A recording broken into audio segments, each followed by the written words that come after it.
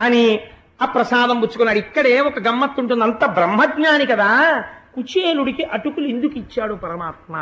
మరి ఎందుకు తీసుకున్నాడు అటుకులంటే ఆయనకి తెలుసు ఒక విషయం. పోతన గారు భాగవతంలో దీన్ని స్పష్టంగా రాశారు వచనంలో. గత జన్మలలో కుచేలుడు అపారమైనటువంటి ఈశ్వర భక్తితో ఎన్నో సేవలు చేశాడు.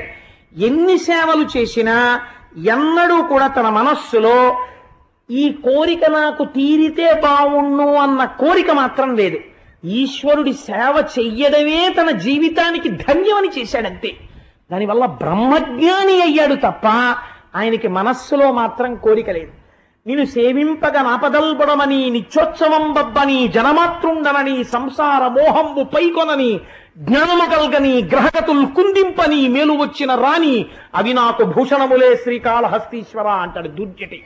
అలా ఇంత దరిద్రం అనుభవిస్తున్నా ఈశ్వరుణ్ణి సేవించి ఐశ్వర్యం పొందుదామన్న భ్రాంతి కుచేలుడికి లేదు.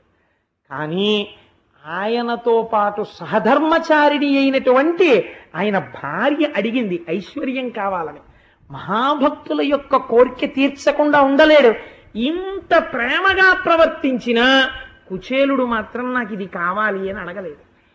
కుచేలుడు అడగకపోయినా కుచేలుడికి ఐశ్వర్యం ఇవ్వాలి. ఐశ్వర్యం కావాలని కుచేలుడు చేసింది లేదు. కానీ కుచేలుడి భార్య ఇచ్చిన అటుకులున్నాయి. ఆవిడ కోరిక తీర్చాలి. ఇప్పుడు ఎంత వింటాడో చూడండి ఆయన మొరలు. కాబట్టి కదండి మహానుభావుడు